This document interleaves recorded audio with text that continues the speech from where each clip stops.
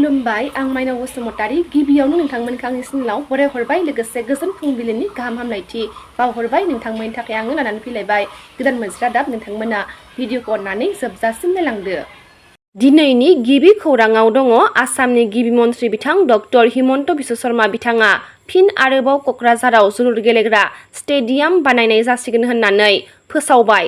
गोदानै 125 कौटि रांनि क'क्राझाराव जोलुर गेलेग्रा स्टेडियाम बानायनाय जासिगोन होनना रायजोनि गिबि मन्थ्रि बिथां डक्टर हिमन्त बिश्व शर्मा बिथाङा मोनसे गेदेर फोसावथाय होबाय।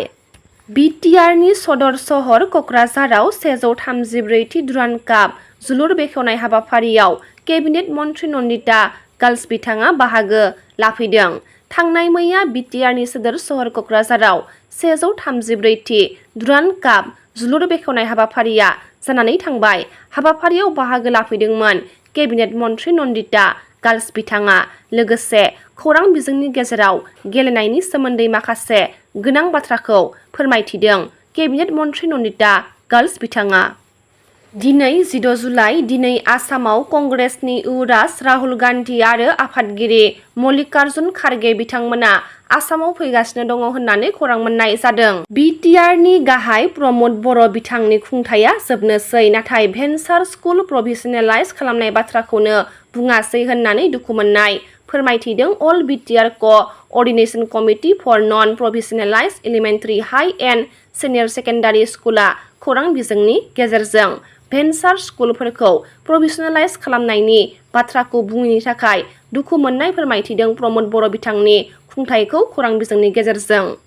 थांनाय सानाव जालांनाय आलफानि केम्पआव गाग्लोबनायनि उनाव रायजोनि गुबुन गुबुन थावनिनिफ्राय सा 10 आलफानि लिंमेनफोरखौ हमबाय होनना खौरां मोननाय जादों।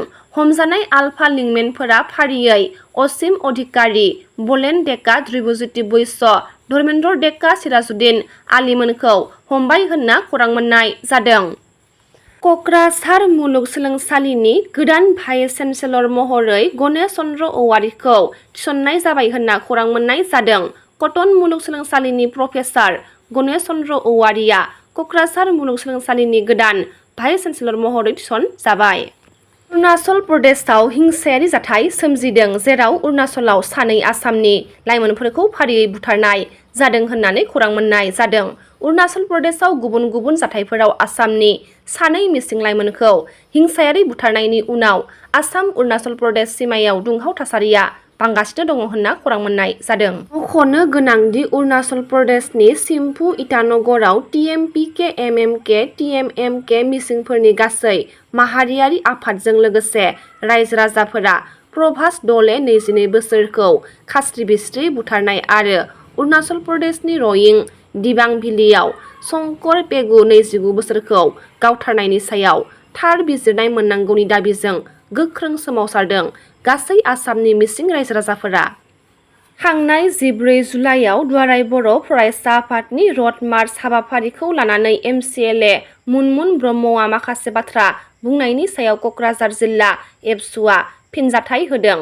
थांनाय सानखालि एबसुआ गोजोन खौसेथि थामोनथा आरो जौगाथायखौ नोजोर बोनानै दुलाराय आसामावनो मोनसे लामा हान्जा सुरनाय हाबाफारि लादोंमोन।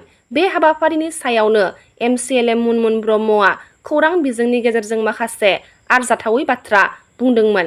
बेनि सायाव थांनाय मैया क'क्राझार जिल्ला एबसुनि गाहाय नेहाथारि राथिया बसुमतारिया फिनजाथाय होदों खौरां बिजोंनि गेजेरजों। फैगौ बिटिसि बिसायख'थिखौ नोजोर बोनानै उदालगुरि जिल्ला इउपिपिएलनि आफादगिरि रबिन्द्र बसुमतारी, धोनस्रि ब्लकनि टिसिएलसिसिनि मासिगिरि रुजुगोरा मोसाहारि आरो धोनस्रि ब्लकनि आफादगिरि रतेन्द्र दैमारी बिथांमोना खौरां मेल लादों जेराव जायखौ 70 बोसोराव नुनो मोनाखैमोन बेफोर खामानिखौ दिनै प्रमद बर' बिथाङा मावफुंनानै होदों होनना फोरमायथिदों।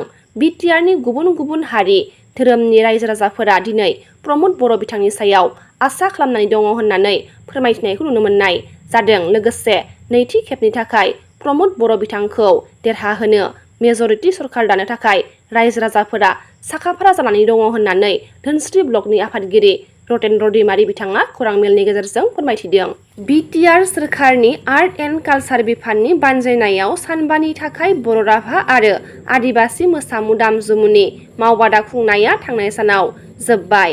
भेरगावनि बिष्णुराभा माल्टि कालचारेल कमप्लेक्सआव थांनाय साननि बायदि दोरोङारि मोसानाय दिन्थिफुंनाया जोबनानै थांबाय।